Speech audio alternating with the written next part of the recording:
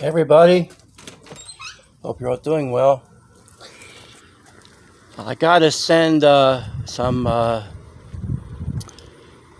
compliments out to a few of you guys because whether you know it or not, you got me motivated.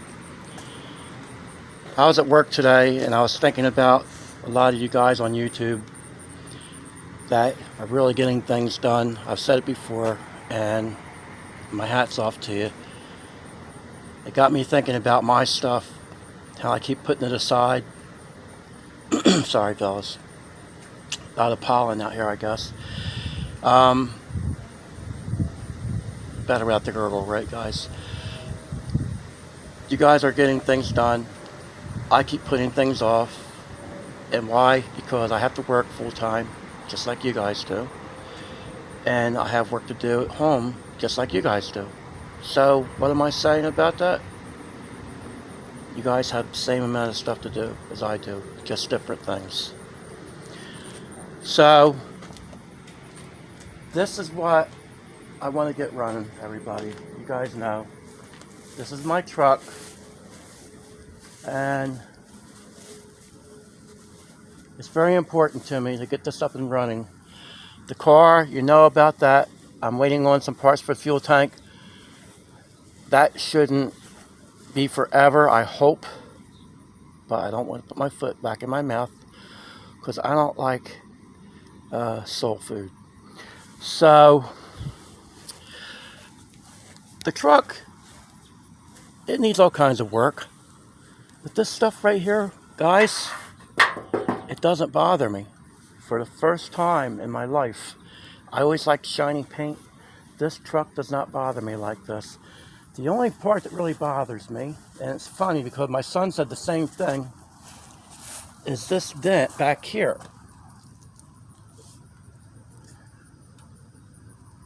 So that's going to be something I'll be fixing. The rest of the little dents, not so much. It makes you wonder how they got there. It makes you realize that truck really worked hard its whole life. But that thing's just all flattened out there. It bothers me.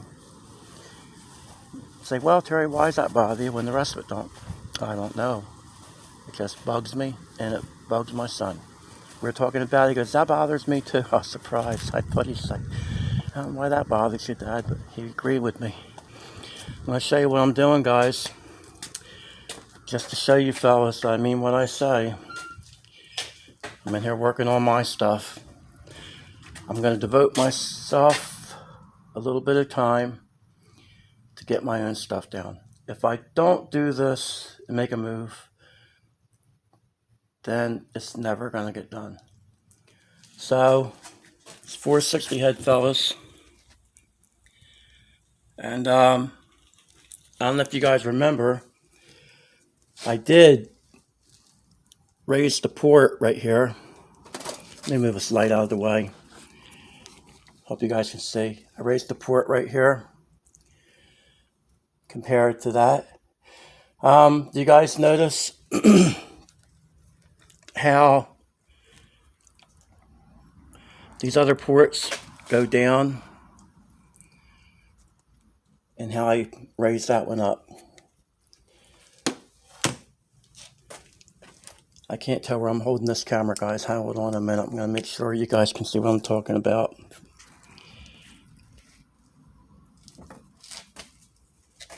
This goes where the intake port comes in. It goes down right here and then goes back up. I raised it up, made it flat, and I'm going for a D port.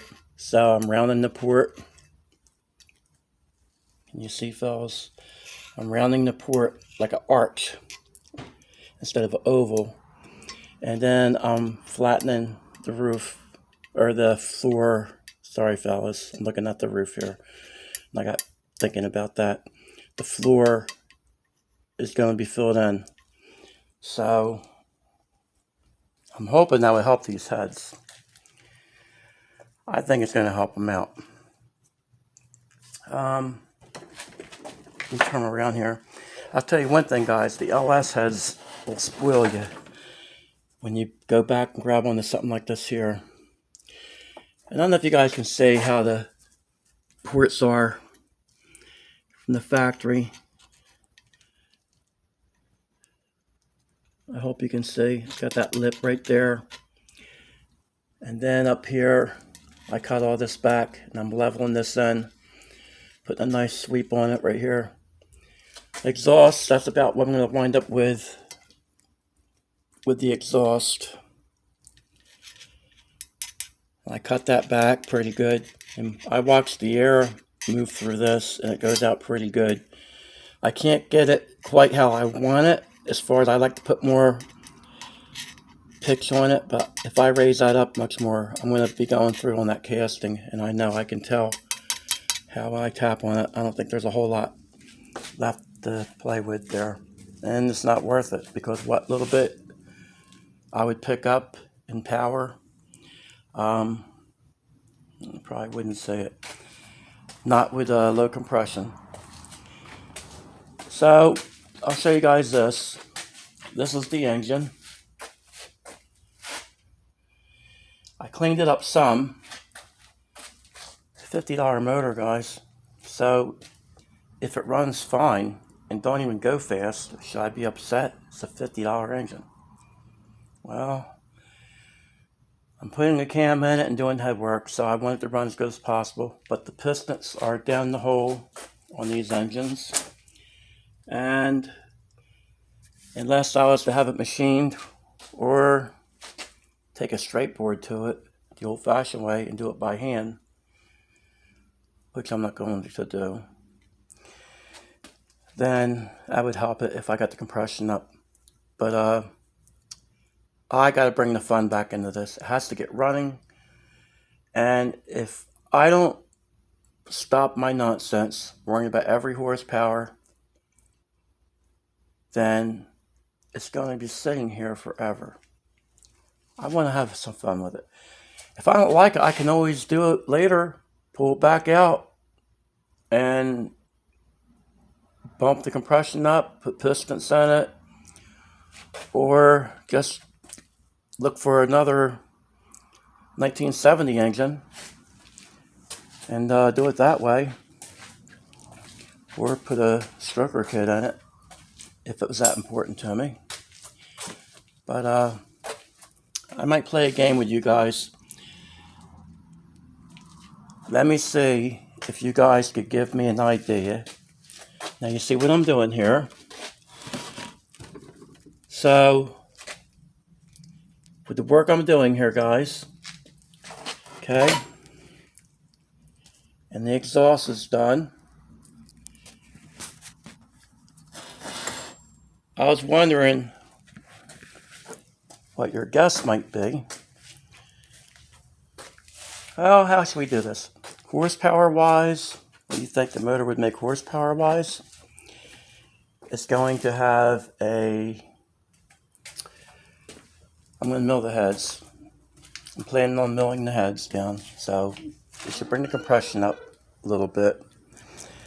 And it's going to have a Win Stealth intake and a Comp 292 cam and an 850 carburetor. So, taking a stab at it,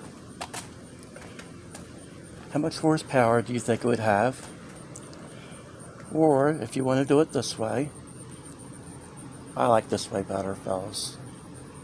That dyno is okay, but how fast do you think the truck will go? It's going to have a 3800 stall speed converter, from what I know. I bought the converter used. The truck's going to be up around, probably taking a guess at it, stab at it. My old truck was 4,000 pounds. I would say this thing here is going to be about 200 pounds lighter. So anywhere from 37 to 3,900 pounds, this truck. So let's have a little fun. Let's think about what we think it might run in a quarter mile. maybe I should give a prize out for that once I get closer to getting it ready and where it's actually running and you can hear it. I think I'll do that. I think we'll just have a little fun with it right now, but I think when I get it running, I might do that. Let me know if you guys like that idea too. If you would like to do a little win thing to see who gets closest on what time that truck will run. But right now, let's just see, just for fun, what you guys think it would run. I'd like to see what people's mindset is. If they think, some guys are going to say, well, it's a big block. Don't let that fool you, fellas. Don't do it. Don't think because that's a 460 that thing's going to tear the house down, because it don't work that way. Not with low compression. And I've seen that mistake too many times. I'll put it to you this way. If that thing made that much power, you see one of the 460s and a Mustang here, and it's not worth it. Not to me. Not to do the same thing with a big block I can do with a small block. I'll put it to you that way. That's my little way of thinking. Yeah, you can do stuff to the 460. I'm talking about on a stock basis without going crazy. You think, well, that would still make a lot more power than the 302. You might think it will. Not my 302, it doesn't, guys.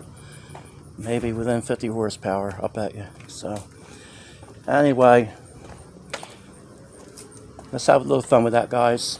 I'm not going to make a big, long segment out of this, because I can't anyway, because the data warnings they're giving me, they already sent me 1 million of them. And just letting you know that while I'm cutting my videos a little bit short, because it's hard for me to do, because I like putting everything out there with you guys and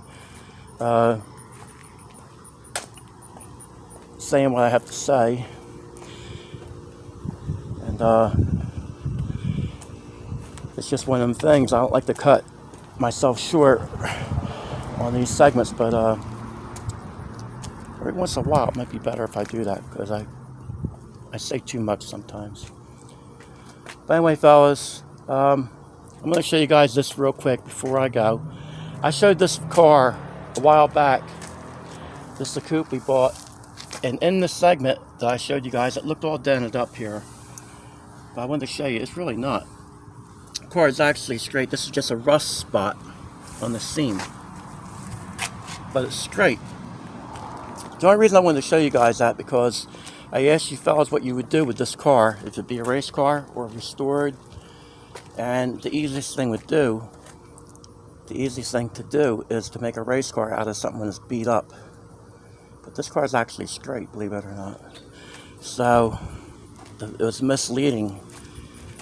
And it was misleading when I said that, what would you guys do with this car? And it looks like the quarter panel is all buckled in. So first thing you think about is a little grudge car. If you hit the wall and while you're out, it's already beat up. So instead of restoring something, putting a bunch of money into it to bring it back with all kinds of sheet metal work. So I thought I'd bring that to you guys real quick.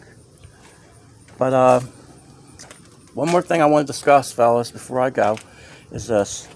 Keep thinking about stuff, guys. I've had a lot of things I wanted to say, and I forget, and then they come back. I was working with some chemicals a while back, and anything you use, like an epoxy or any kind of chemical, I've always been bad that way, guys. Don't watch what I do and then follow what I do with no gloves. Wear gloves, wear safety equipment, wear eye protection, wear something where you're not breathing in dust when it's heavy, especially a grinding stone. Pull your shirt up at least over your face like this, if nothing else, please. Or they actually have respirators you can put on where you can breathe better. That way your glasses don't fog up like mine. Because that's why I don't do stuff like that. Because I don't ever learn. I've had some health issues over it. But I just want to throw that in there real quick, guys. That's more important than the other stuff, the racing and stuff, when I think about these things. Somebody brought that to my attention. They said when I had that epoxy, they were cringing. watching me do that, and they're right about that. And it's okay for me to do it, but I don't want somebody copycatting me on that. And then I still got on YouTube, he was using it like that. No, don't learn bad habits, whether it's YouTube or whoever. I don't care what the guy knows. If he's doing something that's not safe, I don't care if he's Einstein, you don't do it. So be safe first, because if you're not safe first, you might not be around later to do anything. Okay? Make it simple as that. All right, fellas, I want to thank you for your time, and always want to do that. And we're going to get going on this truck, and hopefully you guys will be around for that to motivate me and stay with me through that. And hopefully it'll pay off once I get it all together. I don't want to jinx myself, guys, but once I get the engine together, it shouldn't take forever, hopefully. So, unless I take forever, which that might be the problem. It might be me. Me. It might be me, fellas. So, I'm going to leave you now. I want to thank you again. And be safe out there. And God bless you, everybody.